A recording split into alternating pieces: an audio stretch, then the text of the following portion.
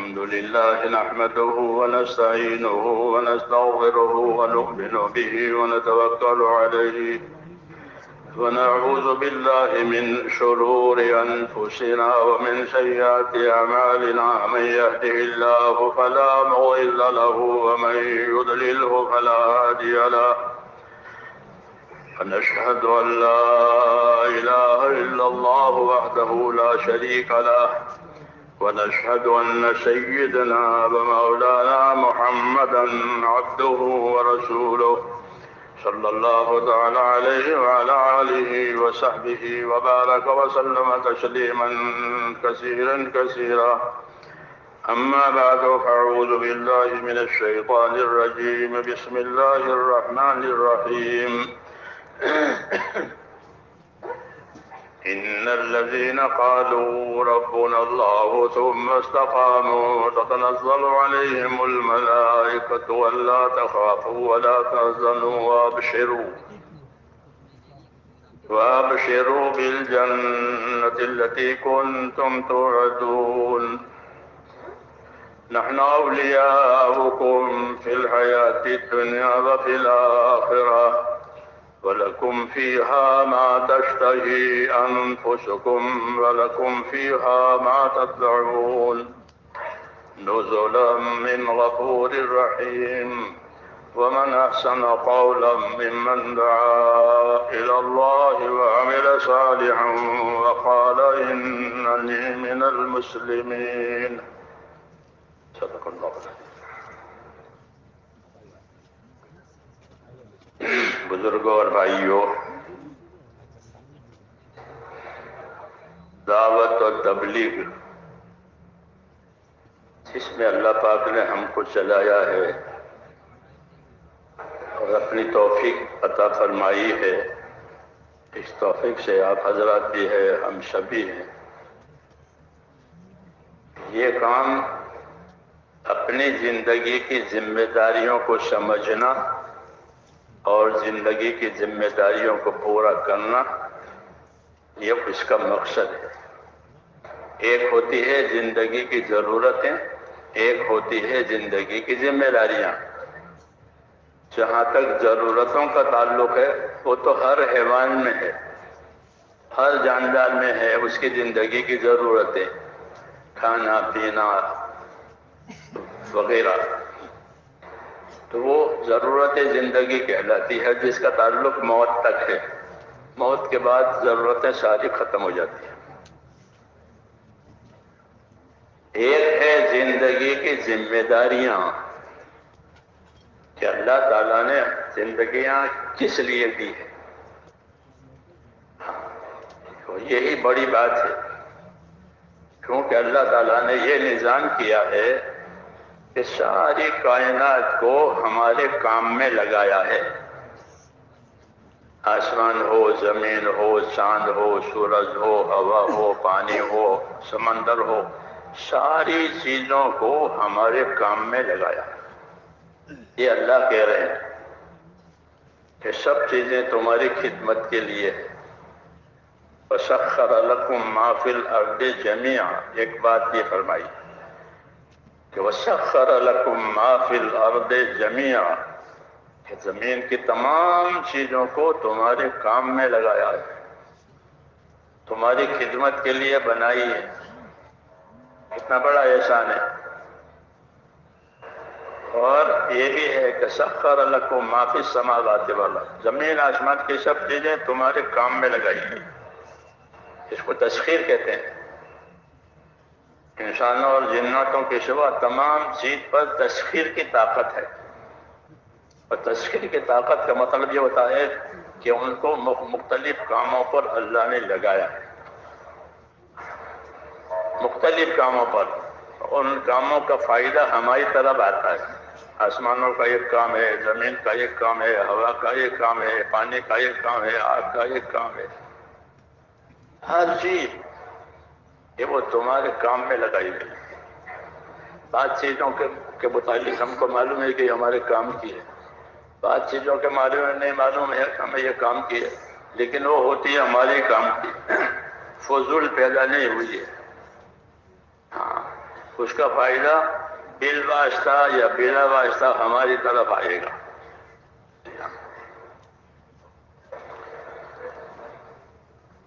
زہر کو بھی پیدا کیا ہے، تو زہر مارنے کے لیے نہیں ہے، زہر بھی کام کے لیے ہے اور آپ کے کام کے لیے ہے۔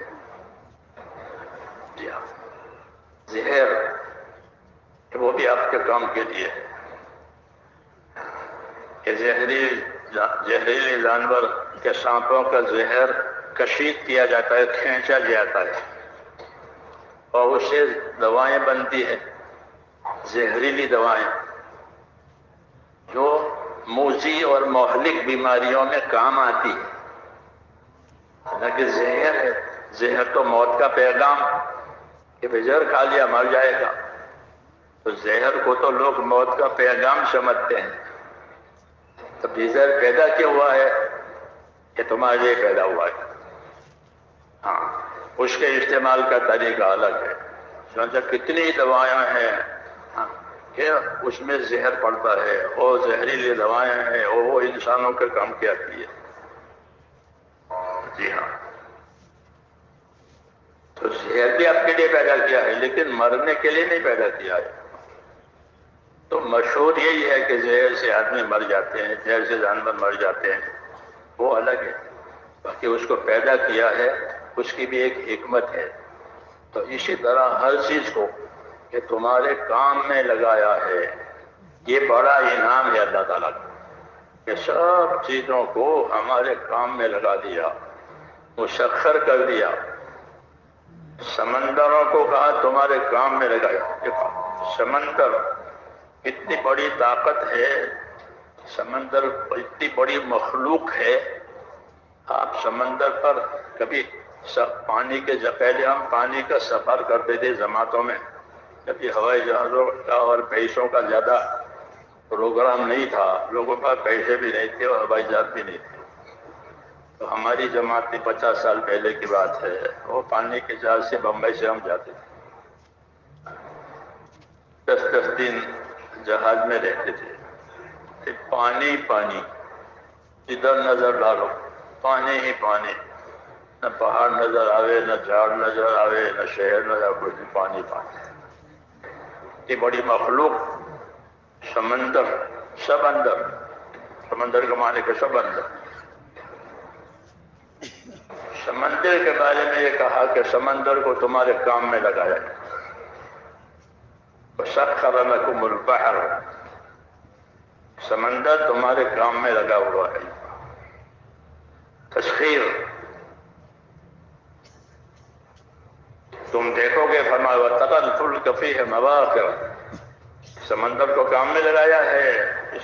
اس کی کاروائی دیکھنی ہو تو کشتیوں کو اور جہازوں کو دیکھنا کہ وہ سمندر کے پانی کو چیرتی ہوئی جاتی ہے، ڈوبتی نہیں ہے، ہلاک نہیں ہوتی ہے، بلکہ وہ پانی کو چیرتے ہوئے جاتی ہے۔ وَتَرَى الْفُلْكَ فِيهِ مَوَاخِرَ، سمندر کو تمہارے کام میں لگایا کہ پانی کے راستے سے تمہارے سفر ہوتے ہیں، پانی کے راستے کی تمہاری حاجتیں پوری ہوتی ہے، پانی کے راستے کی تجارتیں ہوتی ہے۔ وَلِتَبْتَغُوا مِنْ فَضْلِهِ، کہ تم پانی کے راستے سے اللہ کا فضل یعنی روزی تلاش کرتے ہو، پانی کے راستوں سے تجارتیں ہوتی ہیں، مال چڑھتا ہے، مال اترتا ہے گودی پر، تو کیوں سمندروں کو کام میں لگایا۔ تسخیر، اس کو تسخیر کہتے ہیں۔ انسانوں اور جناتوں کے سوا باقی تمام مخلوق پر اللہ نے تسخیر کا یعنی خدمت گزاری کا نظام بنایا، یہ تمہاری خدمت کے لیے۔ کتنا بڑا احسان ہے، سب چیزوں کو تمہارے کام میں لگایا۔ تمہیں کس کام میں لگایا؟ تمہارا کیا کام ہے؟ کیا ان لوگوں سے ان چیزوں سے خدمت وصول کرنا کہ نہیں؟ تمہیں بڑا کام دیا ہے، اس لیے دوسری خدمتیں ان کے ذمہ ہوئی ہیں۔ تمہیں بڑا کام دیا ہے، یہ بڑے کام کریں گے۔ جیسے ایک بڑا کاریگر ہوتا ہے، اس کے دائیں بائیں چھوٹے چھوٹے کاریگر ہوتا ہے۔ ایک معمار ہوتا ہے جو اوپر تک چڑھتا ہو اور دوسرے اس کو اسے مزدور ہوتے ہیں، وہ اس کو سیمنٹ مسالہ دیتے رہتے ہیں اور وہ اپنے کاریگر سے کام کرتا ہے۔ تو انسان کہ اللہ تعالیٰ نے اس کا بڑا درجہ بنایا ہے، انسان کا درجہ بڑا بنایا تمام مخلوق میں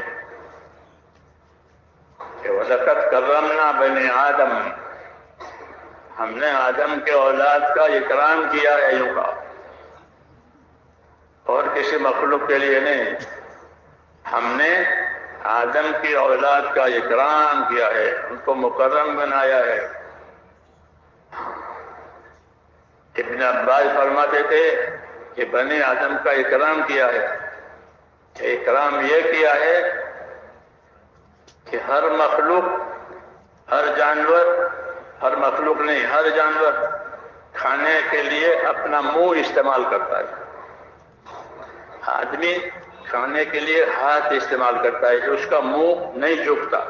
بکری کا منہ زمین پر لگ جاتا ہے، گائے کا منہ زمین پر لگ جاتا ہے، سب کا منہ زمین پر لگ جاتا ہے۔ منہ لگا کر منہ نیچے کر کے کھاتے ہیں، مرغی چونچ سے نیچے کر کے کھاتے ہیں۔ آپ کا چہرہ نہیں جھکے گا کھانے کے وقت میں، بلکہ آپ کا چہرہ اپنی حالت پر رہے گا اور ہاتھ سے کھانا منہ میں جائے گا۔ ابن عباس نے یہ اکرام کیا ہے اللہ تعالیٰ نے کہ یہ منہ نہیں لگائے گا بنی آدم، دوسرے سب جانور منہ لگا کے کھاتے ہیں، منہ لگا کے پیتے ہیں، چاہے اچھی جگہ ہو چاہے بری جگہ ہو، وہ منہ ہی لگا دیں گے۔ اور آپ کے چہرے کو، کہ آپ کے چہرے کو اکرام بخشا گیا، وَلَقَدْ كَرَّمْنَا بَنِي آدم، یہ انعام ہے برتری کا دوسری مخلوق کے مقابلے میں، ان کا اکرام کیا ہے۔ وَحَمَلْنَاهُمْ فِي الْبَرِّ وَالْبَحْرِ، دوسرا کہ انسانوں کو خشکی میں اور اسی طرح سمندروں میں سوار کر کے اللہ چلاتے۔ دوسری مخلوق اپنا پاؤں سے چلتی ہے، کہ ہاں اس کو پاؤں سے بھی چلنے کی طاقت دی ہے اور سوار ہو کر بھی چلنے کی طاقت دی ہے، کہ دوسری چیز پر سوار ہو، جانور پر سوار ہو جائے، گاڑیوں پر سوار ہو جاوے، کشتیوں پر سوار ہو جاوے۔ وَحَمَلْنَاهُمْ فِي الْبَرِّ وَالْبَحْرِ، اس کو ہم نے اٹھائے رکھا ہے سمندروں میں اور خشکیوں میں، کہ سمندروں میں یہ کشتیوں میں بیٹھ کر کے سفر کرتے ہیں اور خشکیوں میں یا پھر جانوروں پر گاڑیوں پر سفر کرتے ہیں، تاکہ مخلوق زمین پر چلتی ہے، ان کے لیے کوئی سواری کا حق نہیں ہے۔ کہ حَمَلْنَاهُمْ فِي الْبَرِّ وَالْبَحْرِ، تیسری بات کہ وَرَزَقْنَاهُمْ مِنَ الطَّيِّبَاتِ، ہم نے کھانے کے لیے رزق بنا کر پاک چیزیں ان انسانوں کو کھانے کے لیے دی۔ یہ اکرام کی بات ہو رہی ہے ہمارے لیے۔ وَلَقَدْ كَرَّمْنَا بَنِي آدم، آدم کی اولاد کا اکرام کیا، سواریوں پر یہ لدے چل رہے ہیں، پاک چیزیں ان کو کھانے کے لیے دی۔ طیبات، اللہ کی طرف سے جتنی چیزیں آتی ہیں وہ سب پاک ہوتی ہے، وہ تو آدمی اس کو ناپاک بناتا ہے، آدمی اس کو خبیث بناتا ہے اور بری بنا کر کے اپنے کام میں لاتا ہے۔ اللہ کوئی چیز بری اور خبیث نہیں دیتے، یہ بگاڑتا ہے، کبھی نیت سے اس چیز کو بگاڑے گا، کبھی عمل سے اس چیز کو بگاڑے گا، کبھی جلد بازی میں اس چیز کو بگاڑے گا۔ ہاں، اس کی نیت بگڑ گئی، اس کا عمل بگڑ گیا، جلد بازی میں بگاڑ دیا، ورنہ اللہ اس کو کوئی گندی چیز دینے کے لیے تیار نہیں ہے۔ اکرام ہے، وَرَزَقْنَاهُمْ مِنَ الطَّيِّبَاتِ، کہ ہم نے اس کو پاک چیزوں کو کھانے کے لیے رزق دیا۔ کبھی ان انسانوں کے ہاتھوں سے ان چیزوں کو پاک کراتے ہیں، جسے جانور ذبح کر کے کھاؤ، بسم اللہ کر کے ذبح کرو، اب یہ طیب ہو گیا۔ ہاں، مردار کھانے کی اجازت نہیں ہے، بغیر ذبح کیے وہ کھانے کی اجازت نہیں ہے. جب بسم اللہ کر کے ذبح کیا یہ پاک ہو گیا اللہ کے نام کی برکت سے. وَكُلُوا مِمَّا ذُكِرَ اسْمُ اللَّهِ عَلَيْهِ، جس جانور پر اللہ کا نام ذکر کیا کہ اس کو کھاؤ. اللہ کے نام کی برکت سے یہ ذبح ہوا یہ پاک ہو گیا. تو کوئی چیزیں تو براہ راست پاک ہوتی ہے، جیسے پھل ہے، میوے ہیں، خشک و تر، یہ تو خود ہی پاک پاک آتے ہی ہیں. پانی پاک آتا ہے آسمان سے، پانی پاک نکلتا ہے کنویں سے، تو یہ تو پاک ہے ہی. اور کچھ چیزیں کہ تجھے پاک کر کے کھانے کی تدبیر بتائی ہے، پاک کر کے کھانے کے طریقے بتائے ہیں. یہ اللہ کا فرمان ہے کہ وَرَزَقْنَاهُم مِّنَ الطَّيِّبَاتِ، کہ روزی میں اور کھانے میں، پہننے اوڑھنے میں ان کو پاک پاک چیزیں دیں. تو کہ پاک پاک چیزیں کھاؤ پیو، پاک پاک چیزیں استعمال کرو اور نیک نیک اعمال کرو. نبیوں کو یہ ہدایت ہے. تو وہ جو ہدایت نبیوں کو دی ہے وہ امت کو بھی دی ہے. کھانے کے لیے پاک پاک چیزیں اور عمل کے لیے نیک نیک عمل. کلوا من الطیبات واعملوا صالحا، پاک پاک چیزیں کھایا کرو، نیک نیک اعمال کیا کرو. کتنا بڑا احسان ہے، کتنا بڑا احسان ہے، اکرام ہے یہ بنی آدم کا کہ اللہ تعالیٰ نے ہمارا اکرام کیا. کیونکہ اللہ کریم ہے، اللہ خود کریم ہے، کرم کرنے والا ہے. ہاں تو اس نے اپنے کرم سے، کریم آدمی دوسروں کا اکرام کرتا ہے، جسے سخی سخاوت کرتا ہے، کریم کرم کرتا ہے، اور کرم کے ذریعے سے ان کا اکرام، ان کی عزت بڑھاتا ہے. کریموں کا شیوا ہے. تو اللہ تعالیٰ نے ہمارا اکرام کیا کھانے میں، پینے میں، پہننے میں، اوڑھنے میں. یہ الگ بات ہے کہ آدمی اپنی چیز کو خود ہی خراب کرے اور خراب کر کے کھائے، یہ اس کی کم نصیبی کی بات ہے. ورنہ اللہ خراب چیز دیتا نہیں اور غلط چیز کا حکم دیتا نہیں، آدمی خود بگاڑتا ہے.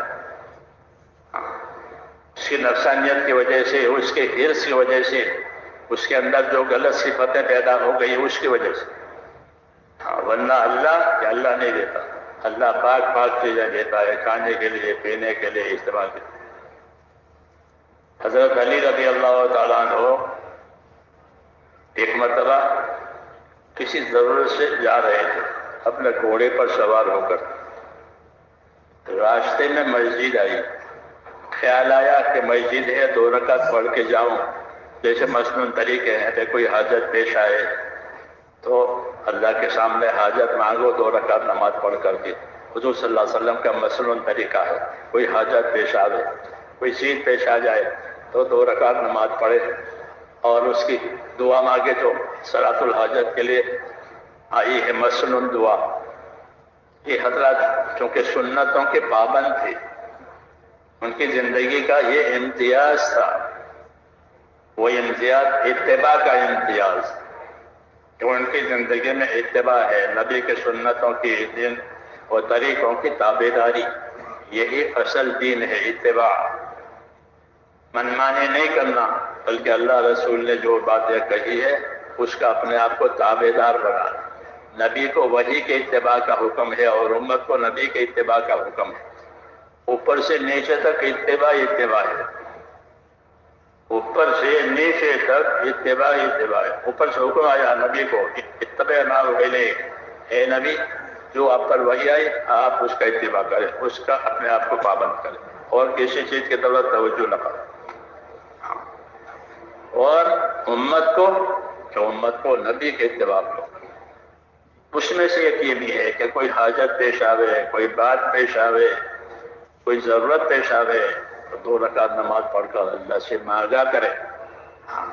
یہ مصنون طریقہ ہے، مبارک طریقہ ہے، امت کو سکھایا گیا ہے. تو وہ حضرت علی رضی اللہ تعالیٰ عنہ ایک خیال آیا کہ 2 رکعت پڑھ کے چلوں.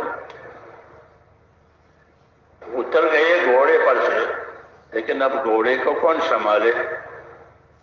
جانور ہے۔ ایک آدمی جا رہے تھے، ان سے کہا بھائی ایک نیک کام کرو گے؟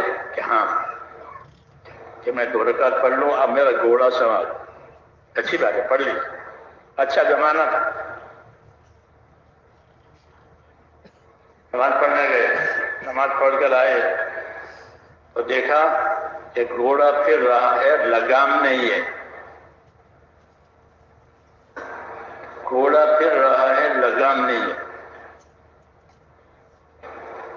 ادھر دیکھا ادھر دیکھا، فاصلے پر ایک دکان تھی، تو دیکھا کہ وہ لگام وہاں لٹک رہی ہے، گھوڑے کی لگام۔ دکاندار سے پوچھا جا کے بھائی لگام تو ہماری ہے؟ اس نے عرض کیا کہ ہوگی آپ کی۔ کہ یہاں کیسے آ گیا؟ ایک آدمی ابھی بیچ کے گیا، ایک آدمی ابھی بیچ کے گیا۔ کہ کتنے میں بیچی؟ کہ 2 درہم میں۔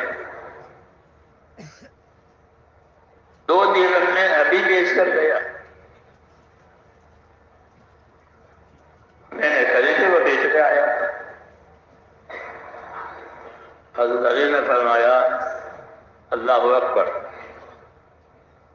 یہ بات میں نے اس پر سنائی کہ اللہ تو پاک پاک ہی دیتا ہے، بندہ اپنے لیے ناپاک چیزیں خود بنا لیتا ہے، اس کے حرص ہوس کی وجہ سے، اس کے نفسانیت کی وجہ سے۔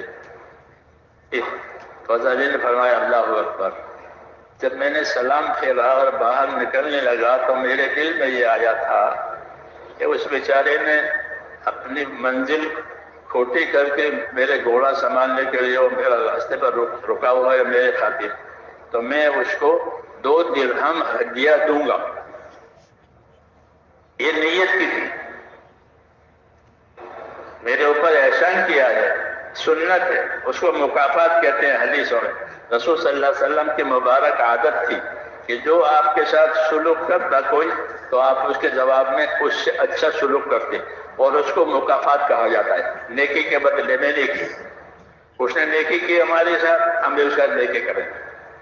اس نے بدی کی ہے تو اس کے جواب میں بدی نہیں کریں گے، لیکن نیکی کی ہے، احسان کیا ہے، سلوک کیا ہے تو سلوک کے جواب میں سلوک کیا جائے گا۔ یہ مسنون طریقہ ہے۔ اس لیے حضرت علی نے یہ نیت کی کہ اس آدمی نے اپنا وقت لگا کر کے اور وہ گھوڑے کو روک کر کے کھڑا ہے، میں اس کو 2 درہم ہدیہ کروں گا۔ تو فرماتے ہیں اس کی قسمت میں تو 2 ہی درہم تھے، اگر صبر کرتا تو میں جو 2 درہم ہدیہ سے دیتا وہ بطریق حلال ملتا اس کو۔ ہدیہ سنت ہے، ہدیے میں جو مال ملتا ہے وہ مسنون طریقے سے آتا ہے، حلال ہے، محبت کی وجہ سے ہدیہ دیا جاتا ہے، حاجت کی وجہ سے صدقہ دیا جاتا ہے۔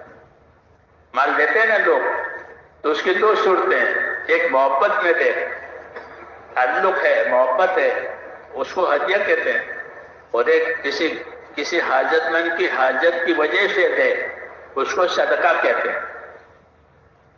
دونوں طریقے ہمارے دین میں ہے، کہ اس نے میرے ساتھ سلوک کیا تو اس محبت میں میں اس کو 2 درہم دوں گا، یہ نیت کر کے میں باہر آیا تو اس کی قسمت میں تو 2 ہی درہم تھے۔ صبر کرتا تو میں اس کو دیتا، وہ بطریق حلال اس کو ملتا، ہدیے کے طور پر ملتا۔ صبر نہیں کیا، لالچ میں آ گیا اور میرے گھوڑے کی لگام چوری کر کے وہاں بیچا۔ اب جو 2 درہم ملیں گے وہ ناپاک ہے، وہ درہم، کیونکہ وہ چوری کے راستے سے آئے ہیں، یہ ہدیے کے راستے سے آتے تھے۔ تو مال تو اپنی جگہ مال ہے، لیکن طریقہ بدلنے سے وہ ناپاک ہو جاتے ہیں۔ ہاں وہ طریقے صحیح ہے تو وہ پاک ہوتے ہیں۔ تو میں نے کہا اللہ تو ہمیشہ دینے کے لیے ان کے ہاں سے تو پاک پاک چیزیں ملتی ہیں۔ وَرَزَقْنَاهُم مِّنَ الطَّيِّبَاتِ، کہ ہم نے انسانوں کو، بنی آدم کو رزق دیا ہے پاک پاک چیزوں کا۔ ہاں لیکن آدمی اپنے حرص کی وجہ سے، اپنے نفس کی وجہ سے پاک کا انتظار نہیں کرتا، بلکہ اپنے حرص کی وجہ سے وہ ناپاک اور خبیث چیزوں میں پھنس جاتا ہے۔ ورنہ اللہ تو اس بات کے لیے اللہ نے طے کیا ہے کہ ہم بندوں کو پاک پاک چیز ہی دیں گے۔ اکرام بنی آدم کی بات ہو رہی تھی کہ اللہ نے ہم بنی آدم کا اکرام کیا ہے، وَرَزَقْنَاهُم مِّنَ الطَّيِّبَاتِ، کھانے کے لیے، پینے کے لیے، استعمال کرنے کے لیے۔ رزق کا تعلق سب سے، خالی روٹی سے نہیں ہے، کھانا پینا، پہننا، اوڑھنا، مکان، یہ سب رزق کا کہلاتا ہے۔ عید کے لیے پاک پاک چیزیں دی ہے، یہ اکرام ہے۔ تو اکرام کے ساتھ ہدایت بھی ہے کہ وہ اپنے رزق کو پاک بناوے، ناپاک نہ بناوے، ناپاک نہ بناوے، پاک بناوے، یہ طریقہ ہے ہمارا۔ تو یہ اللہ نے ہمارا اکرام کیا ہے بنی آدم کا، اور ہدایت ہے گویا اللہ کی طرف سے۔ تو ابن عباس یہ فرماتے تھے اکرام کی بابت، تو اللہ تعالیٰ چونکہ کریم ہیں، اکرام کا معاملہ کرتے ہیں اور کرم کرنا سکھاتے ہیں۔ اسی اکرام میں سے اللہ تعالیٰ نے یہ بھی کیا ہے، جس طرح کھانے پینے کی چیزیں صاف ہوتی، اللہ تعالیٰ نے اسی اکرام میں سے یہ کیا ہے کہ ہم کو سچا دین دیا، سچا دین دیا۔ ہاں، یہ بھی بڑا اکرام، بڑی نعمت، بڑی نعمت۔ دین دیا، سچا دین دیا، اور پورا پورا دین دیا۔ اس سے اونچا کوئی اکرام نہیں۔ پورا دین دیا، سچا دین دیا، سچا نبی دیا، سچی کتاب دی۔ اللہ کے ہاں تو سارا معاملہ سچ سچ ہی چلتا ہے۔ ہاں، تو سچی کتاب آئی، سچا دین آیا، اور پھر سچے سچے حکم آئے کتاب میں، اور نبی کے ذریعے سے سچے اور صحیح طریقے ملے۔ اور یہ اس لیے ملے تھے تاکہ زندگی کی ذمہ داریاں پوری کی جائے۔ میں نے عرض کیا تھا کہ تبلیغ کہ وہ تو زندگی کی ذمہ داریوں کو پورا کرنے کا نام ہے۔ تو یہ زندگی کی ذمہ داریاں آئی کہ اللہ نے رسول بھیجا، کتاب اتاری، دین دیا، یہ زندگی کی اصلی ذمہ داری ہے۔ باقی زندگی کی ضرورتیں ہیں، یہ اصلی ذمہ داری ہے۔ ایک ذمہ داری ہوتی ہے، مقصدی زندگی ہوتا ہے، ایک زندگی کی ضرورتیں ہوتی ہیں۔ زندگی کی ضرورتیں مختلف ہوتی ہیں، کسی کے ساتھ زیادہ ہے، کسی کے ساتھ کم ہے، کسی کے ساتھ بڑی ضرورت ہے، کسی کے ساتھ چھوٹی ضرورت ہے۔ وہ تو مختلف ہوتی ہے آدمی کی حیثیت کی وجہ سے، لیکن مقصد سب کا ایک ہے۔ زندگی کا مقصد کہ زندگی کا مقصد اللہ تعالیٰ کے حکموں کو پورا کرنا، نبی کے طریقوں کو زندگی میں لانا، اور اس کے لیے اس کی تعلیم، اس کی تبلیغ، اس کا سیکھنا، اس کا سکھانا، اور دنیا میں اس کے لیے جگہ بنانا، دنیا میں اس کے لیے جگہ بنانا تاکہ یہ کام چلے۔ یہ زندگی کی ذمہ داریاں، انفرادی ذمہ داریاں بھی ہے، اجتماعی ذمہ داریاں بھی ہے۔ انفرادی زندگی کہ ہر آدمی اپنے آپ کو دیندار بناوے، یہ انفرادی ہے۔ ہر آدمی اپنے آپ کو دیندار بناوے۔ یا ایھا الذین آمنوا قوا انفسکم واہلیکم نارا، اے ایمان والو، اپنے آپ کو، اپنے اہل و عیال کو دوزخ کی آگ سے بچاؤ۔ یہ حکم دیا ہے، اپنے آپ کو، اپنے اہل و عیال کو دوزخ کی آگ سے بچاؤ۔ یہ حکم ہے۔ جیسے کھانے پینے کی کوئی تکلیف نہ ہو، اس کے لیے کھانے پینے کے اسباب ہوتے ہیں۔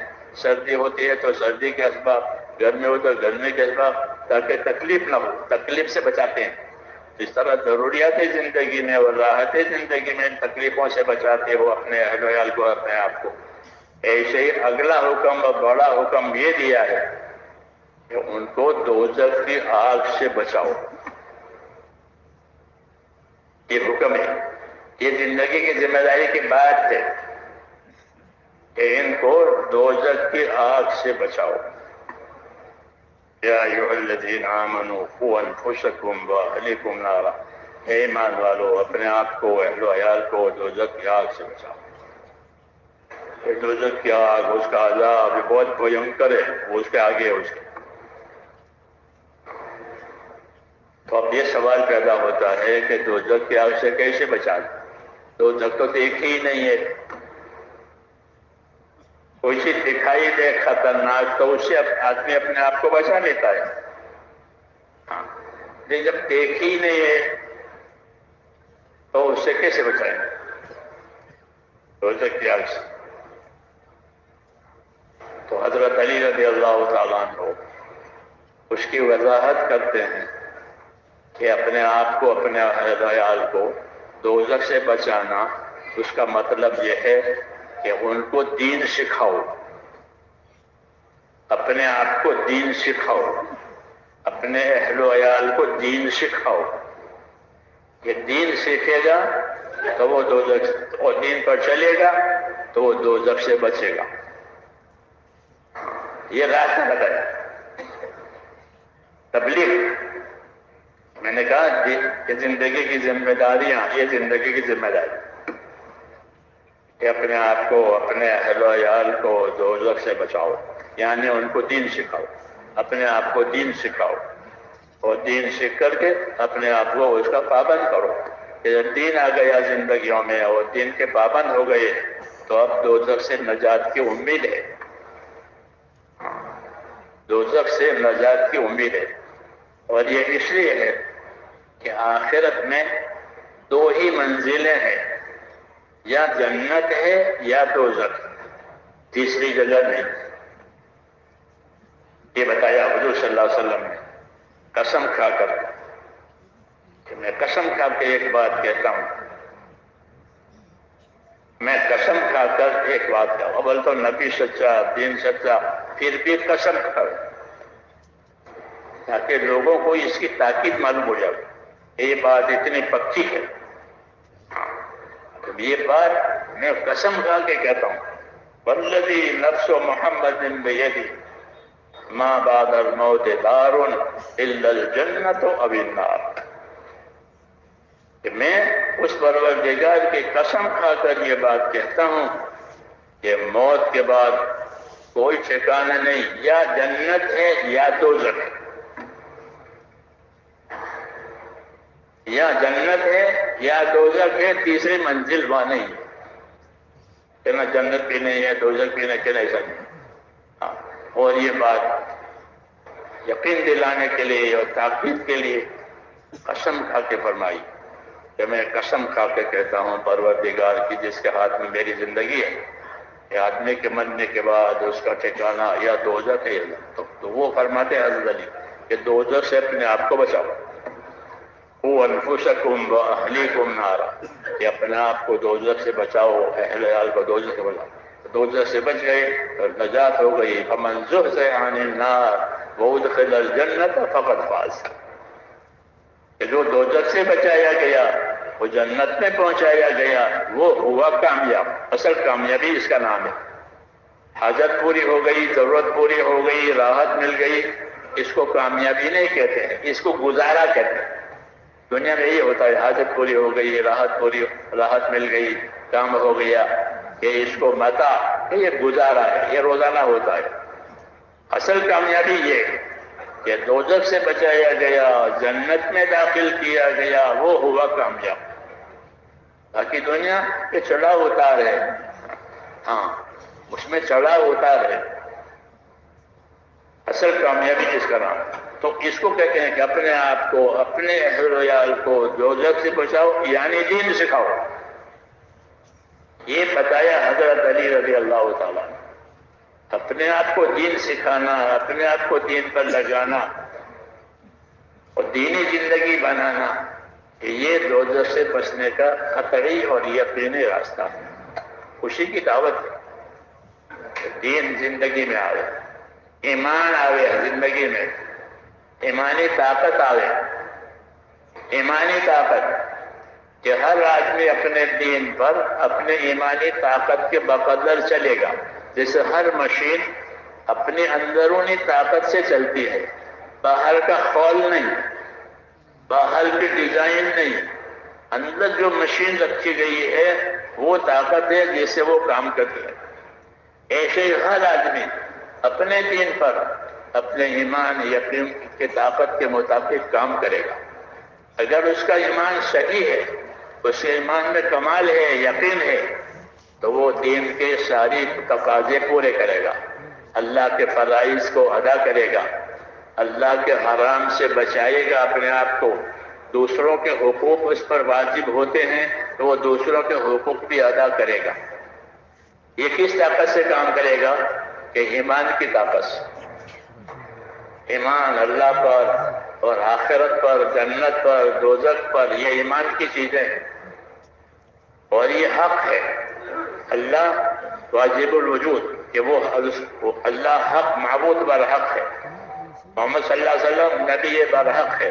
جنت حق ہے، دوزخ حق ہے، قیامت حق ہے، حساب کتاب حق ہے.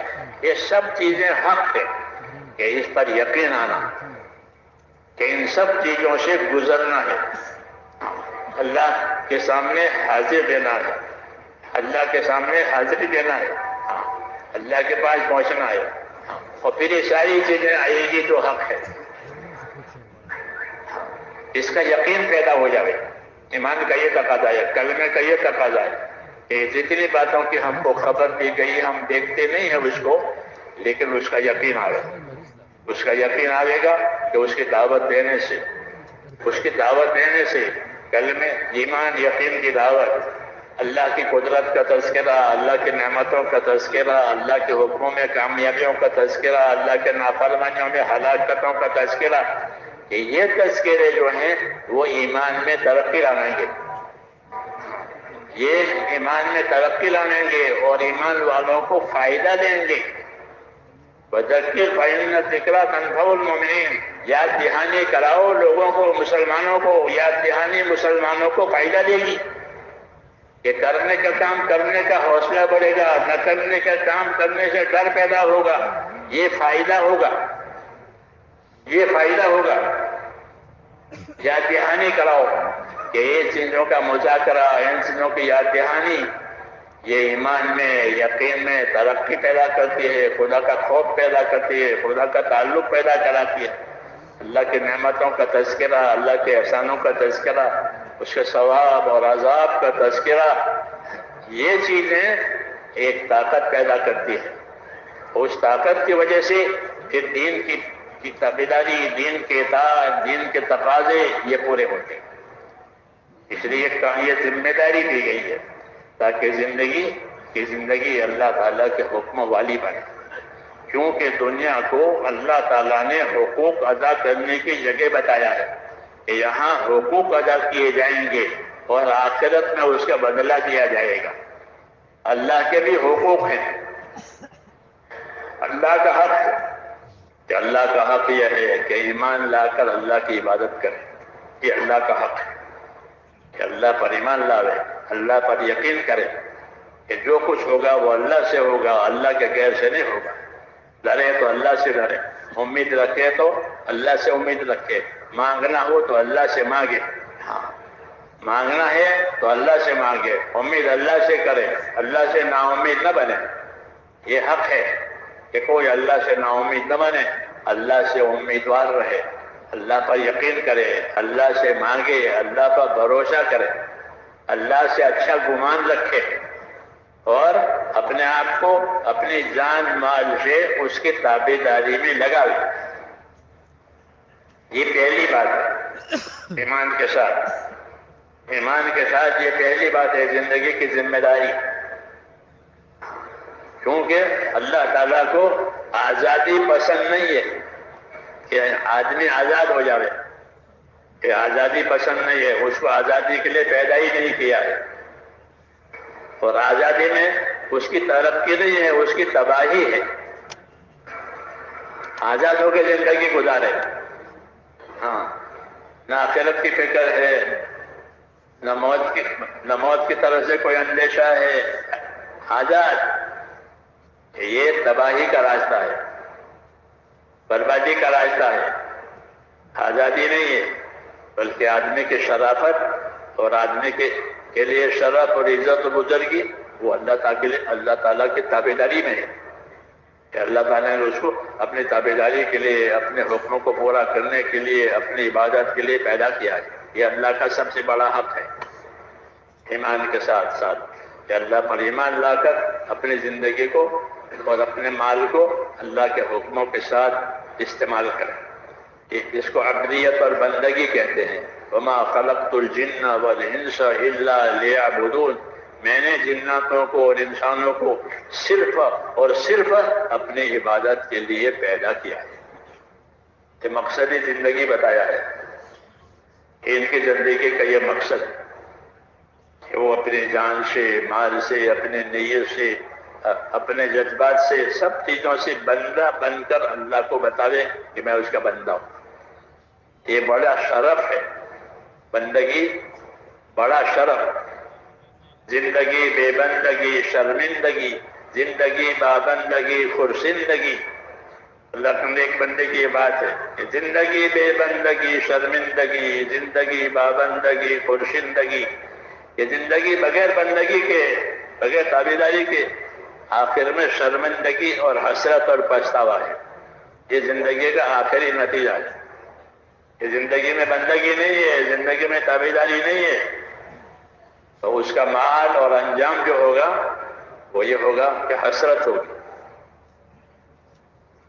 کفر کا انجام حسرت ہے، پچھتاوا ہے۔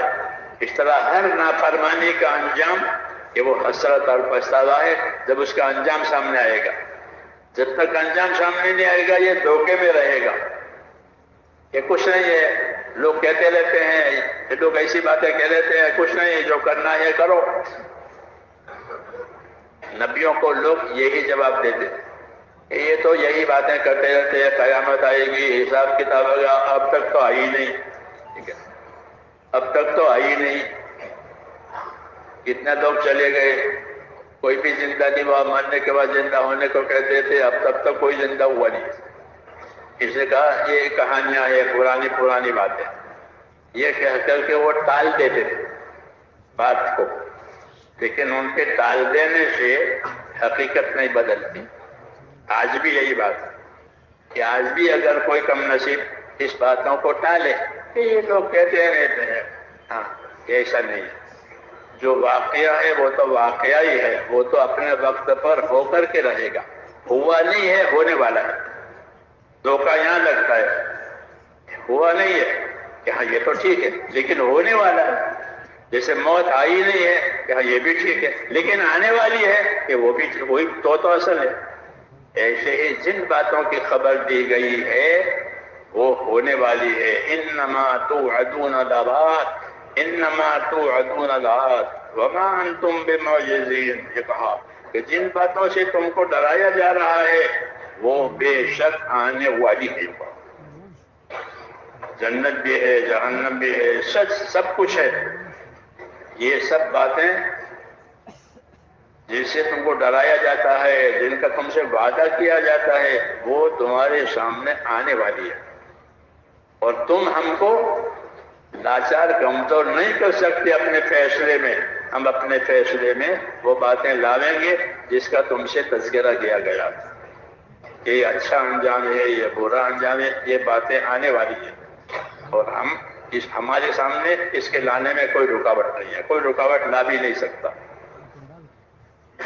تو جو وعدے ہیں وہ پورے ہو جائیں گے اللہ تعالیٰ کی۔ تو میں نے کہا یہ باتیں سمجھائی گئی ہے ہمیں کہ ہماری زندگی ایک انجام پر جائے گی،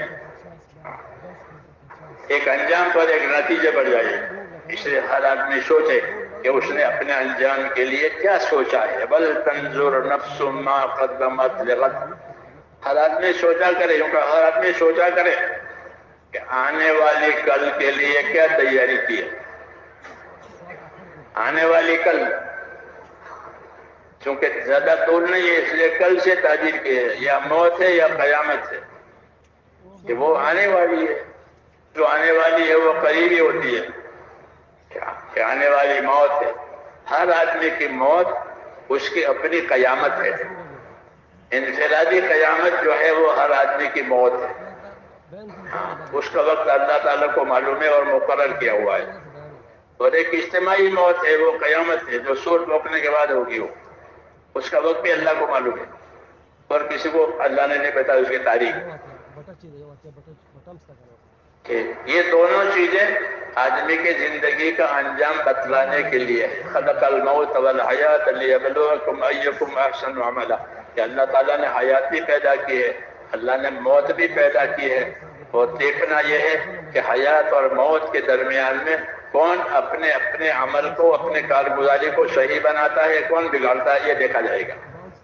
اس حکمت سے اللہ نے حیات کو اور موت کو پیدا کیا. یعنی یہاں زندگی کی ذمہ داریاں دی جائے گی حیات سے لے کر موت تک. جو ان ذمہ داریوں کو پورا کرے گا ان کے لیے اجر و انعام ہے، ان کے لیے اچھے حالات.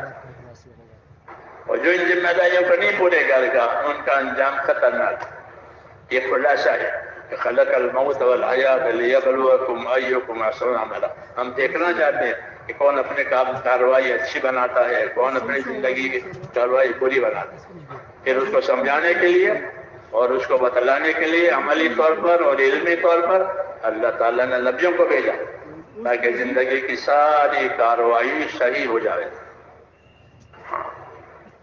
اس میں سب سے پہلے ایمان سکھایا اللہ پر، آخرت پر، کہ اللہ بھی حق ہے، آخرت بھی حق ہے، اس لیے اپنا انجام صحیح کرو.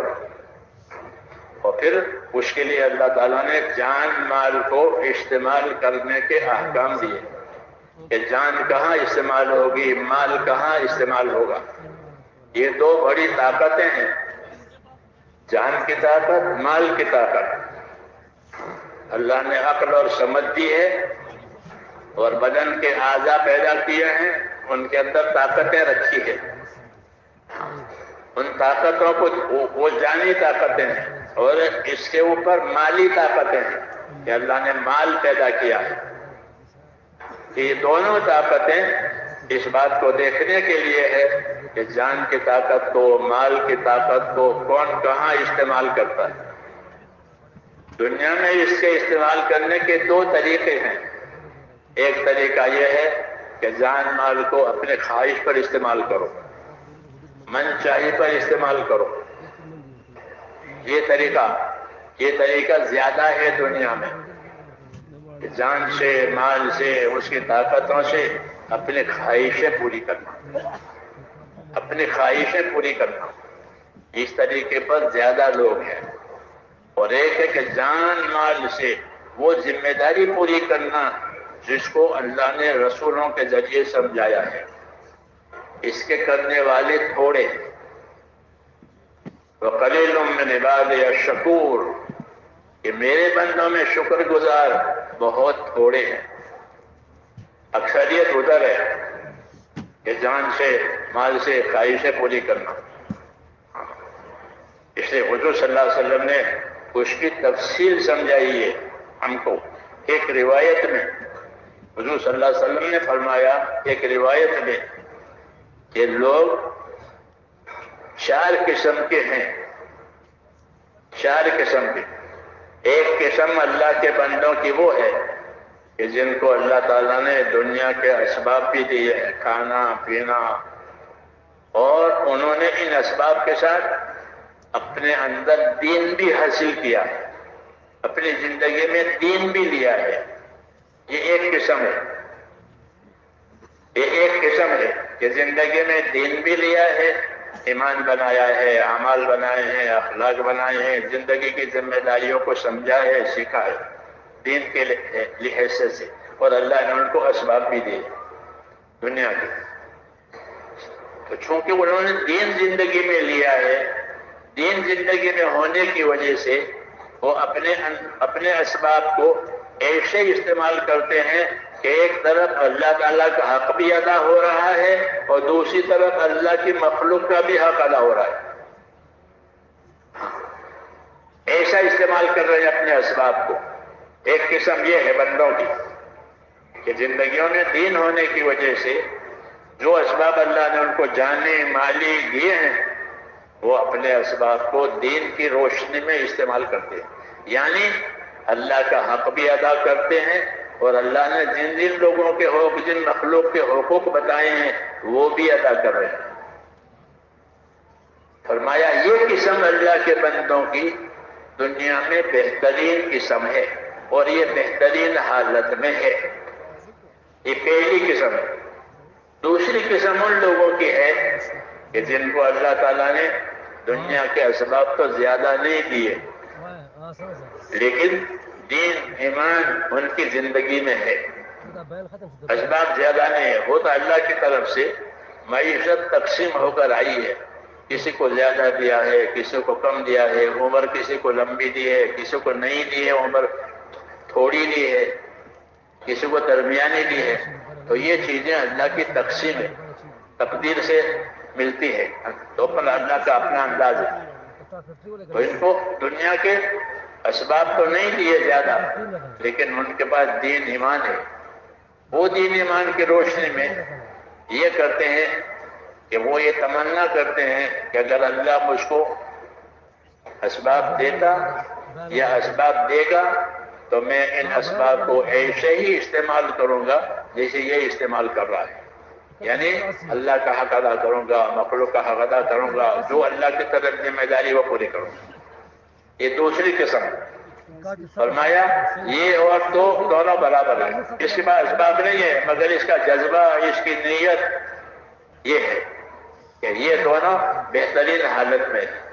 تیسری قسم ان لوگوں کی فرمائی جن کو اللہ نے دنیا کے اسباب دیے، کھانا ہے، پینا ہے، ہر قسم کی وسعت ہے، لیکن ان کے پاس دین نہیں ہے۔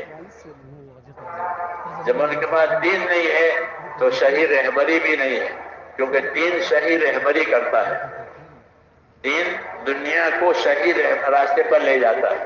اگر دین نہیں ہوتا تو پھر دنیا رہبر بن جاتی ہے اور دنیا اس کو ہوس پر لے جاتی ہے، ہوس پر یعنی زیادہ کرنے پر کہ زیادہ ہو جاوے، زیادہ ہو جاوے، کیا حق ہے اس کی خبر نہیں۔ تو یہ تیسری قسم بتائی کہ تیسری قسم ان لوگوں کی ہے کہ جن کو اللہ نے دنیا کے اسباب دیے ہیں اور انہوں نے دین نہیں لیا، دین نہ ہونے کی وجہ سے وہ اپنے اسباب کو اپنے خواہشات پر، اپنے من چاہیوں پر لگا رہے ہیں،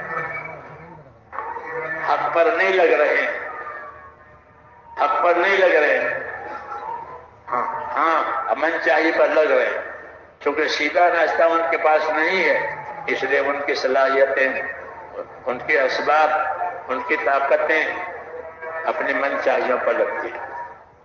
اور من چاہی کوئی حد نہیں ہے، آدمی کے خواہشات کی کوئی حد نہیں ہے، ہاں جتنے بھی اسباب اس کو ملے اپنی خواہش کے لیے وہ اور مانگے گا، جیسے آگ کو جتنا بھی ایندھن ملے وہ اور مانگے گی کہ اور لاؤ اور لاؤ، سب کو جلا دے۔ ایسے کہ آدمی کی خواہش آگ کی طرح کہ جتنے اسباب اس کو ملے نہیں اسے کم پڑیں گے، اس لیے کہ وہ اپنے اسباب کو اپنے خواہشات پر لگا رہا ہے۔ فرمایا کہ یہ حالت بری حالت ہے، یہ حالت بری حالت ہے کہ اسباب کا استعمال اپنے خواہشات پر چلا گیا اور کوئی حق ادا کرنے کے بعد زندگی میں نہیں آئی کیونکہ دین نہیں سیکھا تھا، کہ یہ بری حالت میں، فرمایا یہ بری حالت میں۔ اور چوتھی قسم ان لوگوں کی بتائی کہ جن کو نہ اسباب ملے ہیں اور نہ انہوں نے دین لیا ہے، ادھر سے بھی محروم ہے، ادھر سے بھی خالی ہے،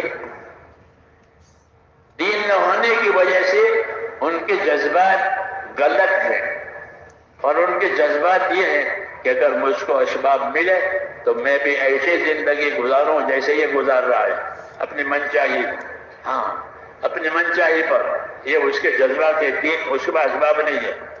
فرمایا کہ برتری میں اور برائی میں یہ بھی یہ دونوں ایک ہی ہے، یہ دونوں بری حالت میں ہے، یہ اسباب کے ہوتے ہوئے بری حالت میں ہے، یہ اسباب کے بغیر بھی بری حالت میں ہے، کیونکہ ان کے جذبات غلط ہیں۔ یہ چار قسمیں بتائی اور اس میں یہ بات بتائی کہ دنیا کے اسباب زیادہ ہوں کم ہوں، اصل مدار خیر کا وہ دین پر ہے، کہ زندگی میں دین آوے، کہ دین رہبری کرے گا، دین رہبری کرے گا، راستہ بتاوے گا، کس کا؟ کہ اللہ تعالیٰ کی رضامندی کا راستہ، اور پابندی کا راستہ بتاوے گا، آزادی کا راستہ نہیں بتاوے گا۔ پابندی کی وجہ سے وہ اپنے اللہ کو راضی کر لے گا، اور اللہ کا راضی ہو جانا بڑی بات ہے۔ الکیس من دان نفسہ وعمل لما بعد الموت، دیکھا، الکیس من دان نفسہ وعمل لما بعد الموت والعاجز من اتبع نفسہ ہواها وتمنى علی اللہ الامانی، کہ باہوش آدمی وہ ہے جو اپنی ذات پر قابو کرے، یعنی اللہ کو راضی کرنے والے کام پر اپنے آپ کو لگاوے۔ قابو کرنے کا یہ مطلب ہے کہ جو اپنے آپ کو اللہ کی رضا کا اور خواب کا پابند کرے، کہ میری زندگی کے ہر مرحلے میں اللہ مجھ سے راضی ہو جائے، اس کا، کیونکہ اللہ کا بڑا حق ہے۔ اللہ نے ہم کو وجود بھی دیا ہے، پھر وجود کے لیے ساری نعمتیں، ساری حاجتیں اسی نے پیدا کی ہے، ورنہ آدمی کیا تھا؟ اس کی کوئی حیثیت نہیں تھی، وہ تو ایک بوند پانی ہے، ایک بوند پانی ہے انسان، ایک نطفہ ہے، بوند ہے، اس کی کوئی حیثیت نہیں ہے، لیکن اللہ نے اس کو بڑا چڑھا کر کے ایک انسان بنایا، ہاں، جیتا جاگتا، اور اس کے لیے بہت سی نعمتیں اور اکرام، جیسے میں نے کہا وہ سب دیا، اور بڑا اکرام یہ دیا۔ اس لیے اللہ تعالیٰ کا بڑا حق ہے جیتا کہ سمجھدار آدمی وہ ہے جو اپنی ذات پر قابو کرے، یعنی اللہ کو راضی کرنے والے کام آج کرے، تاکہ وہ موت کے بعد کام آئے، کہ اصل زندگی وہی ہے۔ اس لیے 4 قسمیں بتا کر 2 قسموں کو بتایا، کہ وہ اپنے اسباب کے ہونے کی صورت میں دی اور نہ ہونے کی صورت میں دی۔ دین نہ ہونے کی وجہ سے وہ برباد ہے، چاہے وہ ظاہر میں اپنے آپ کو کچھ بھی سمجھے، مگر حقیقت میں نامرادی کی طرف جا رہی ہے یہ زندگیاں۔ اس کے مقابلے میں یہ کہ اللہ نے دنیا کے اسباب بھی دیے ہیں، کہ دین بھی دیا ہے، کہ یہ تو عین نعمت ہے، کہ اسباب بھی ہے، احکام بھی ہیں، اسباب بھی ہے، احکام بھی ہیں، کہ یہ تو عین نعمت ہے کہ اپنے اسباب کو اپنے حکموں پر لگانا، کہ یہی تو تقاضا ہے، دنیا کے اسباب کو حکموں پر لگانے کا تقاضا ہے تاکہ آخرت بن جائے۔ وَابْتَغِ فِيمَا آتَاكَ اللَّهُ الدَّارَ الْآخِرَةَ وَلَا تَنْسَ نَصِيبَكَ مِنَ الدُّنْيَا وَأَحْسِنْ كَمَا أَحْسَنَ اللَّهُ إِلَيْكَ۔ اللہ نے یہ نصیحت تو کی تھی، قارون کو یہ نصیحت کی تھی، وہ قرآن پاک میں اتار کر تمام دنیا کے مالداروں کو یہ پیغام دیا۔ جس طرح وہ مالدار تھا اور مال کی وجہ سے اس کی اونچی حالت تھی، اس کو یہ دعوت دی تھی اللہ تعالیٰ نے، پھر قرآن پاک میں اتار کر یہ احسان کیا کہ تمام دنیا کے سرمایہ داروں کو، تمام دنیا کے مالداروں کو یہ دعوت دی کہ وَابْتَغِ فِيمَا آتَاكَ اللَّهُ الدَّارَ الْآخِرَةَ وَلَا تَنْسَ نَصِيبَكَ مِنَ الدُّنْيَا، کہ جو نعمتیں تجھ کو اللہ نے دی ہے وہ اللہ کا انعام ہے، اللہ کا اکرام ہے، تیری کوشش کاوش کا نتیجہ نہیں ہے۔ اللہ نعمت دینے میں اپنی طرف سے ابتدا کرتے ہیں، یہ نہیں کہ میرے ہنر سے، میرے کمال سے میں نے یہ چیزیں پیدا کی، ایسا نہیں۔ جیسے اللہ وجود دینے میں، ہم کو وجود دینے میں، ہم کو پیدا کرنے میں اللہ سب سے پہلے اللہ کا امر ہے، ہم اللہ کے امر سے پیدا ہوئے ہیں، اس طرح ہمارے سارے حالات اس کا پیدا کرنے والا اولاً اللہ ہے۔ نعمت دینے میں بھی اللہ خود پہل کرتا ہے، بندہ مانگے نہ مانگے یہ بات کی بات ہے، اللہ خود پہل کرتا ہے نعمت دینے میں۔ حضور صلی اللہ علیہ وسلم کے اذکار مسنونہ میں یہ ہے، اللہم یا مبدع النعم قبل استحقاقها، اے وہ پروردگار کہ جو نعمت دینے میں اپنی طرف سے پہل کرتا ہے، چاہے کوئی مستحق ہو چاہے کوئی مستحق نہ ہو۔ یہ شان ہے اللہ کی بہت اعلیٰ اور بالا کہ وہ نعمت دینے میں اپنی طرف سے پہل کرتا، دشمن کو بھی دے گا نعمت، ہاں دشمنوں کو بھی دے گا، دوستوں کو بھی دے گا، کہ نعمت دینے میں پہل کرنے والا اللہ ہے۔ یہ نہ سمجھے انسان کہ میں نے بنایا، میں نے کمایا، میں نے کچھ نہیں ہے۔ اللہم یا مبدع النعم قبل استحقاقها، کوئی مستحق نہیں ہے، کسی کا کوئی حق نہیں ہے، سب کچھ اللہ کا ہے، لیکن اللہ کا سب کچھ ہوتے ہوئے بھی اللہ تعالیٰ دے دیتے ہیں بندوں کو. یہ اللہ کی شان ہے، کریمانہ شان. تو آدمی یہ نہ سمجھے کہ میں نے بنایا، میں نے کمایا. تو قارون یہ کہتا تھا کہ تو میں نے کمایا ہے، میں نے بنایا ہے، اس میں کسی کا کوئی حق نہیں ہے. تو اللہ تعالیٰ نے اسے یہ کہا تھا کہ اپنی دنیا سے اپنی آخرت بنا لے. اور اس دعوت کو اللہ نے جاری رکھا ہے قیامت تک کہ ہر بندہ اپنی دنیا سے اپنی آخرت بنا لے. اپنی دنیا سے اپنی آخرت بنا لے. یہ عقل مند ہے کہ فانی سے باقی بنا لے رہا ہے. ایک دنیا ہے کہ اس کی ہر چیز فانی ہے اور ہر چیز کا زوال ہے. ہر چیز کا زوال ہے یہاں. لیکن ایک طریقہ ایسا دیا ہے کہ اگر اس کو استعمال میں لاؤ گے تو یہ زائل ہونے والی چیز باقی میں بدل جائے گی. اور وہ طریقہ کیا ہے کہ اپنی صلاحیتوں کو اللہ کے حکموں پر لگاؤ. ایمان بنانے میں، عبادت بنانے میں، علم سیکھنے میں، دین سیکھنے میں اپنی صلاحیتیں بناؤ. انصاف اور احسان کرنے پر اپنی صلاحیتیں لگاؤ. اپنے نفسوں میں پاکیزگی پیدا کرو تاکہ اغراض سے نکل کر اخلاص پر زندگی آوے. اغراض سے نکل کر اخلاص پر زندگی آوے. دنیا کی ہوس میں سے نکل کر کے آخرت کی تعمیر میں زندگی آوے. تزکیہ یہ ہے. اس لیے اس کا حکم ہے ہم کو کہ اس طرح کی زندگی جب ہوگی تو اس زندگی سے اللہ تعالیٰ راضی ہو جائے گا. اور اللہ راضی ہوگا تو کہ دنیا اور آخرت کے حالات بنیں گے. یہ بڑا انعام ہے. حالات کو اللہ نے اپنے قبضے میں رکھا ہے، اسباب بندوں کے قبضے میں دیے ہیں. اسباب بندوں کے قبضے میں دیے ہیں امتحان کے لیے کہ کون اس اسباب میں کیسا چلتا ہے، اللہ کو راضی کر کے چلتا ہے کہ ناراض کر کے چلتا ہے، ہوس سے چلتا ہے کہ حکم سے چلتا ہے. اس کو دیکھنا ہے. اس لیے اسباب میں جس طرح نعمت ہے امتحان بھی ہے. اسباب میں جس طرح نعمت بھی ہے کہ اللہ نے نعمت دی ہے کہ اس کا امتحان بھی ہے کہ اس کا استعمال کیسے کرو گے. اس کی تعلیم کے لیے اللہ رسولوں کو بھیجتے ہیں کہ اپنے اسباب میں اپنے آپ کو کیسے استعمال کرو گے، کہ اپنے اسباب میں اللہ تعالیٰ کے شکر گزار بن کر استعمال کرو. شاکر بنو، حق ادا کرنے والے بنو. شاکر اسی کو کہتے ہیں جو حق سمجھے، حق مانے، حق ادا کرے. کہ شکر گزار بنو. نعمت دے کر کے شکر گزاری کا تقاضا ہے. قوم سبا یمن میں ایک قوم تھی، ان کو اللہ نے خوب اسباب دیے تھے ہر لائن کے. ان کے آثار ابھی تک ہے. ان کی زمینیں، ان کے باغات، اور بڑی ترقی دی تھی ان کو. اور بڑی ترقی دے کر کے پھر ان کے پاس رسول بھیجے تھے. کتابوں میں لکھا ہے کہ ان کی رہبری کے لیے جب ان کو اللہ نے اسباب دے کر کے ان کو خوشحال بنایا. ان کی زمینوں میں کثرت سے پیداوار ہوتی تھی. ہر لائن خوشحالی، ہر لائن کی. پھر ان کی ہدایت اور رہبری کے لیے رسول بھیجے. کتابوں میں لکھا ہے کہ رہبری کے لیے 13 نبی ان کے بعد بھیجے گئے تھے. اور انہوں نے دعوت دی تھی ان کو کہ اللہ نے تمہیں نعمت دی ہے، بے شک کھاؤ پیو اور اللہ کے شکر گزار بندے بنو. یہ سب کے لیے ہے. ان پر رکھ کر اس امت کو سکھایا، اس امت کی نعمت والے طبقے کو کہ کلوا من رزق ربکم واشکروا لہ بلدۃ طیبۃ ورب غفور. یہ دعوت تھی ان کہ کھاؤ پیو، نعمتوں کا استعمال کرو. اللہ اس سے بھی راضی ہوتا ہے کہ اللہ نے جب کسی بندے کو نعمت دی ہے تو وہ اپنی نعمت کو اللہ کی نعمت سمجھ کر استعمال کرے، اس سے فائدہ اٹھاوے. اس سے فائدہ اٹھاوے.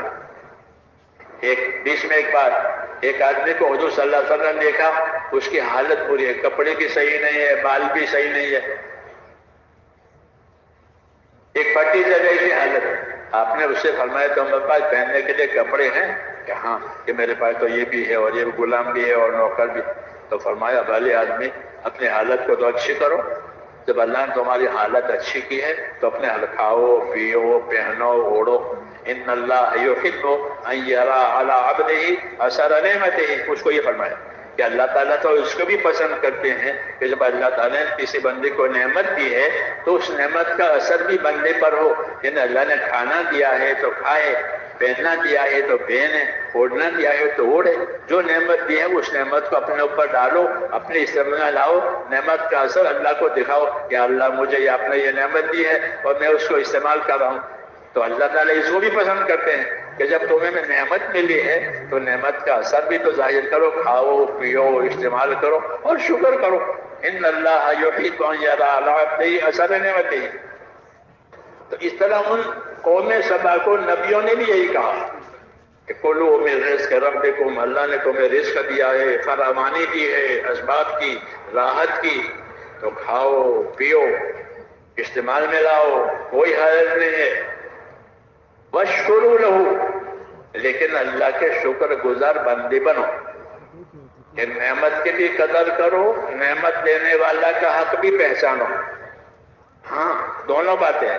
کوئی نعمت آئی ہے تو نعمت کی بھی قدر کرو. نعمت کو برباد کرنا جائز نہیں ہے. اللہ نے کوئی نعمت دی ہے اس کو برباد کیا، نہ کچھ فائدہ اٹھایا نہ کوئی فائدہ پہنچایا، اس کے ہوس میں، شوق میں، خواہش میں اس کو برباد کیا. کہ یہ بات اللہ کو پسند نہیں ہے. کہ نعمت دی ہے نعمت سے فائدہ اٹھاؤ، کہ کھاؤ پیو، ہاں، اور اللہ کے شکر گزار بندے بنو.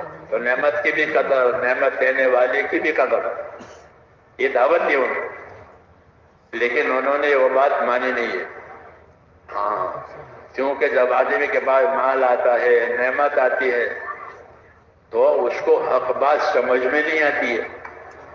ہاں، حق بات سمجھ میں نہیں آتی ہے، حق بات اثر نہیں کرتی ہے. جیسے کاغذ پر چکنائی آ گئی تو اب قلم نہیں چلے گا، اس پر یہ چکنا ہو گیا، اس پر تیل گر گیا، اب قلم نہیں لکھے گا، چکنائی آ گئی. ایسے ہی میرے دوستو مال سے مزاجوں میں ایک چکنائی آ جاتی ہے، حکم اثر نہیں کرتا. اس لیے اللہ تعالیٰ اسباب بھی دیں گے، احکام بھی دیں گے کہ اسباب کے ساتھ احکام کا جوڑ کرو تاکہ اسباب کی وجہ سے جو حقوق قائم ہوتے ہیں وہ حقوق ادا ہو جائے. حکم کا یہ فائدہ ہے کہ جب آدمی حکم پورا کرے گا تو اسباب کی وجہ سے جو حقوق واجب ہوتے تھے، جو حقوق اس پر عائد ہوتے تھے، وہ حقوق ادا ہو جائیں گے. اور جب احکام نہیں ہوں گے تو حقوق برباد ہوں گے، اللہ کے بھی، اپنی ذات کے بھی، مخلوق کے بھی. اس لیے اللہ تعالیٰ نے ہم کو میرے دوستو احکامات دے کر، دین دے کر کے یہ رہبری کی ہے کہ اسباب سے بھی فائدہ اٹھاؤ اور اسباب سے بھی حق ادا کرو. ہاں، تاکہ اسباب کا بھی فائدہ اور حکم کے پورا کرنے کا بھی اجر و انعام دونوں ملیں گے. جو اسباب لگائے ہیں اس کا بھی اجر و انعام ملے گا، اور حکم پوری کیے ہیں وہ بھی. اور حکم پورا کرنے میں، اسباب لگانے میں کوئی تکلیف آئی ہے تو تکلیف کا بھی اجر ملے گا. ہاں، اللہ کے کام میں یہ بات ہے کہ اللہ جس تک تو نوکر کو صرف تنخواہ ملتی ہے اور کوئی چیز نہیں ملتی.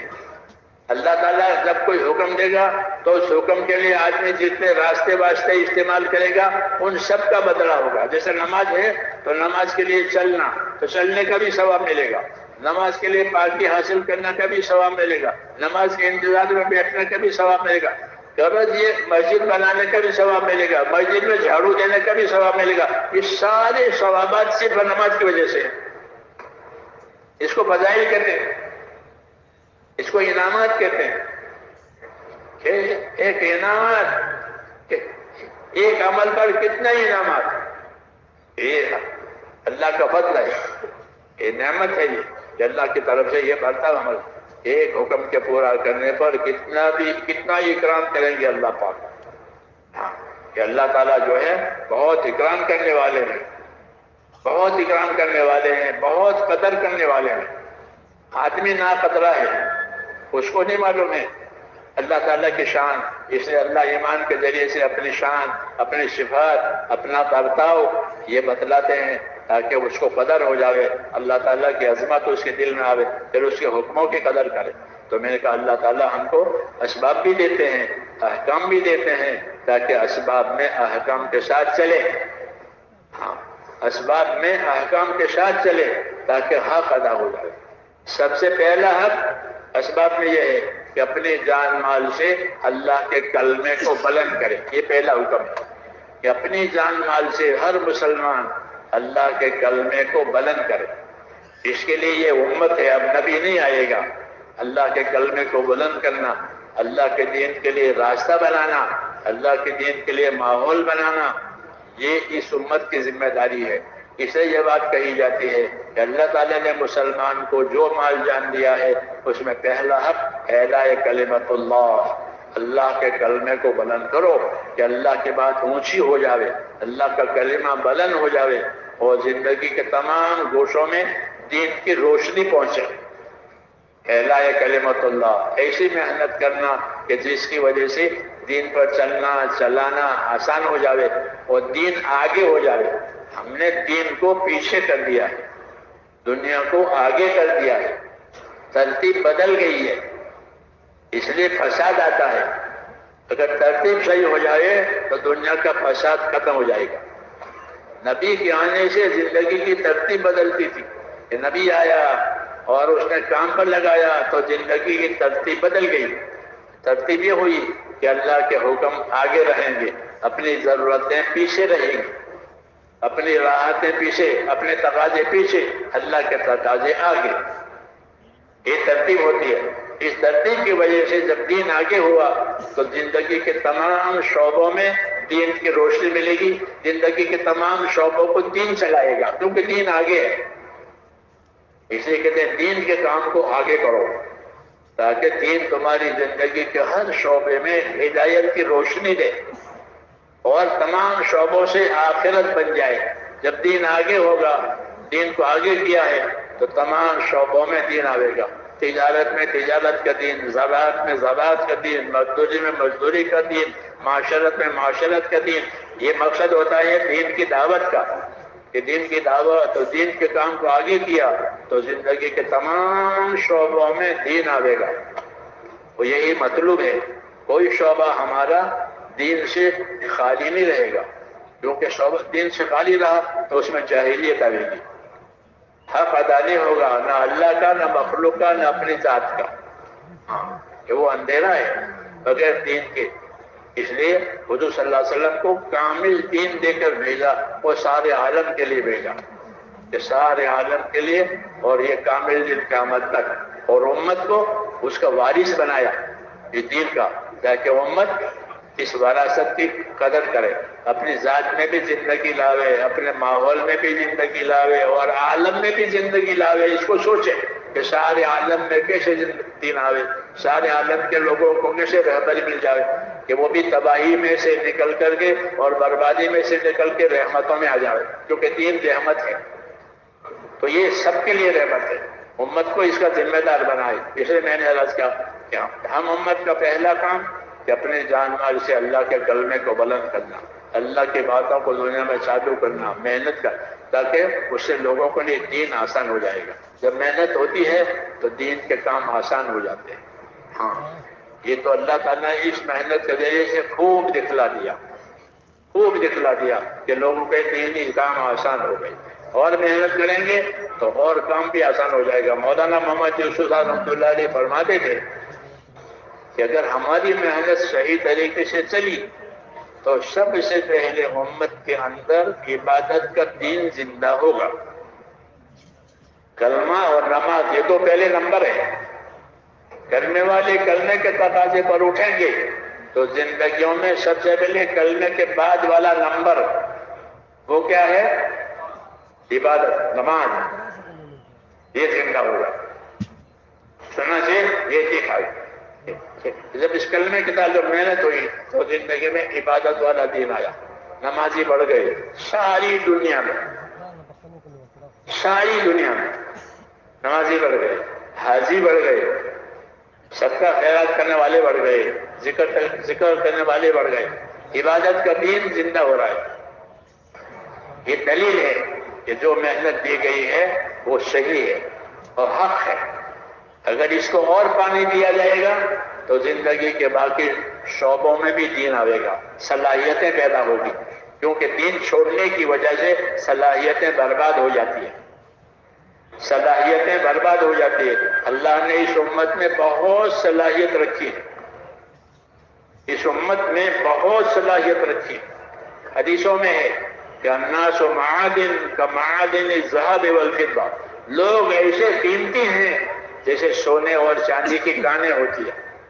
جس زمین سے سونا اور چاندی نکلے وہ زمین کتنے قیمتی ہے، ایسے لوگ اس امت کے لوگ یہ بہت قیمتی ہے، ان میں بہت صلاحیت ہے، ایک ایک آدمی کتنا کام کر سکتا ہے، بشرطے کہ اس کی صلاحیت دین پر لگے۔ اس لیے دعوت، دین کی دعوت جو ہے یہ اللہ کا بڑا اکرام ہے کہ صلاحیتوں کو حق پر لگانے کے لیے ہے، کہ ہر آدمی اپنی صلاحیت کو حق پر لگا لے اور حق پر لگا کر دنیا میں دین لانے کا ذریعہ بنے۔ کہ خوش نصیب ہے وہ بندہ کہ جس کو اللہ خیر کے پھیلنے کا ذریعہ بناوے، اور خوش نصیب ہے وہ بندہ کہ جس کو اللہ شر کے مٹنے کا ذریعہ بناوے۔ طوبى لعبد جعله الله مفتاحا للخير ومغلاقا للشر، خوش نصیب ہے وہ بندہ کہ جس کو اللہ دنیا میں خیر کے پھیلنے کا ذریعہ بناوے، شر کے مٹنے کا ذریعہ بناوے، یہ خوش نصیبی ہے۔ رہا مال دولت زندگی، وہ تو کسی کو اللہ تھوڑی دیں گے، کسی کو زیادہ دیں گے، وہ اللہ کی تقسیم کرے۔ آدمی کی ذمہ داری ہے کہ وہ خیر کا ذریعہ بنے، اپنی صلاحیتوں کو حق پر لگاوے، حق کو پانی پہنچاوے تاکہ دنیا میں حق پھیلے۔ تو یہی اس امت کا کام ہے، اور اس امت کی سرفرازی اور اس امت کی کامیابی اللہ نے اسی میں رکھی ہے، یہی ہماری دعوت ہے۔ اور میں نے یہی بات کہی تھی بھائی تبلیغ، کہ تبلیغ تو زندگی کی ذمہ داریوں کے سمجھنے کا نام ہے۔ ہاں کوئی چلے 4 مہینے یہ تو اس کے لیے ایک محنت کا پروگرام ہے، جیسے ہر چیز کے کورس کی اتنے سال کا کورس ہے، اتنے سال کا کورس ہے، اتنے سال کا نصاب ہے، تو وہ تو وقت تو اس کے انجام دینے کے لیے ایک نصاب کی طرح سے ہے، ورنہ اصل تبلیغ کا مقصد کہ اپنی زندگی کی ذمہ داریوں کو سمجھنا اور اسے پورا کرنا تاکہ دنیا بھی کامیاب آخرت بھی کامیاب۔ رسول صلی اللہ علیہ وسلم یہی فرماتے تھے کہ میں وہ باتیں لے کر کے آیا ہوں کہ اس باتوں کو اگر تم قبول کرو گے تو دنیا و آخرت کی سلامتی ہوگی۔ جیتکم بخیر دنیا والآخرت، میں تو بعد دنیا و آخرت کی خیر لے کر، یہی ہمارا بھی ہے کہ جو باتیں رسول صلی اللہ علیہ وسلم کی طرف سے آئی ہے، جو دین حضور صلی اللہ علیہ وسلم طرف آیا ہے، وہی ہمارا اصل مقصود ہے، اسی پر رہنا ہے، اسی کے لیے کرنا ہے، اسی کے لیے جگہ بنانی ہے، کیونکہ دنیا نے جگہ پکڑ لی ہے، اب دین کے لیے جگہ نہیں ہے، میرے پاس وقت نہیں ہے، میں خالی نہیں ہوں، میں بیجی ہوں وغیرہ وغیرہ، تو یہ جگہ پکڑ لی ہے، قبضہ کر لیا ہے۔ ہم اس محنت کے ذریعے سے وہ ناجائز قبضہ نکل جائے گا اور دین کو اپنا حق ملے گا، صلاحیت کے لحاظ سے، مال کے لحاظ سے، عمل کے لحاظ سے، یہ اس محنت کا یہ فائدہ ہے۔ اس لیے زندگی کی ذمہ داریوں کو سمجھنے کا نام ہے۔ اسی لیے کہتے ہیں کہ جو تقاضے دین کے ہمارے پاس آویں، ان تقاضوں کو چھوڑنا اور ان تقاضوں کو پورا کرنے کے لیے اپنی بساط اور طاقت کے مطابق جان کو، مال کو آخرت بنانے کے لیے اور دنیا میں دین قائم کرنے کے لیے لگانا، یہ اونچا سے اونچا عمل ہے۔ اس کے لیے یہ امت پیدا کی ہے، تو اس کے لیے یہ دعوت ہے میرے واسطے کہ اپنی صلاحیتوں کو حق پر لگانا تاکہ دنیا میں حق زندہ ہو جائے، اللہ کی رضا زندہ ہو۔ جب اللہ راضی ہوگا کہ سارے حالات ٹھیک ہو جائیں گے۔ حدیثوں میں ہے کہ من اصلح ما بینہ و بین اللہ اصلح اللہ ما بینہ و بین خلقہ، کہ جو لوگ اپنا اور خدا کا معاملہ ٹھیک کر لیں گے تو اللہ ان کا اور مخلوق والا معاملہ ٹھیک کر دے گا۔ اوپر سے معاملہ ہمارا صحیح ہو گیا کہ اللہ ہم سے راضی ہے، اللہ سے ہمارا معاملہ صحیح ہے، تو پھر نیچے کے جتنے معاملات ہیں اللہ اسے صحیح کریں گے۔ یہ بڑی بشارت ہے، ایک معاملہ اوپر سے ٹھیک ہو جائے کہ بس پھر نیچے کے سارے معاملات اللہ اپنے قدرت سے صحیح کر دے گا۔ جیسے حضور صلی اللہ علیہ وسلم کی وجہ حالات بہت تنگ تھے، بہت سنگین تھے، لیکن جب آپ نے کام کیا تو سارے حالات پلٹ گئے اور خیر ہی خیر وجود میں آئی، بھائی ہو گئے، دشمن تھے بھائی ہو گئے، تنگیوں میں تھے وسعتیں ہو گئی، برکتیں ہو گئی، دعائیں قبول ہونے لگی، ایسے ایسے انعامات آئے تھے۔ وہ انعامات آج بھی ہے۔ اللہ ہمیں اس کی توفیق عطا فرمائے کہ ہم اپنی ذمہ داری کو سمجھیں۔ تو اس کے لیے آپ حضرات تیار ہیں انشاءاللہ؟ ہاں، جو تیار ہیں اپنے آپ کو پیش کریں۔ حضرات تقاضے دیں گے، ذمہ دار تقاضے دیں گے، ان تقاضوں کو پورا کرنا ہے، قریب کے ہو بعید کے ہوں، اپنی جان مال سے وہ تقاضا پورا کرنا، یہ اللہ تعالیٰ کا ہم پر حق ہے۔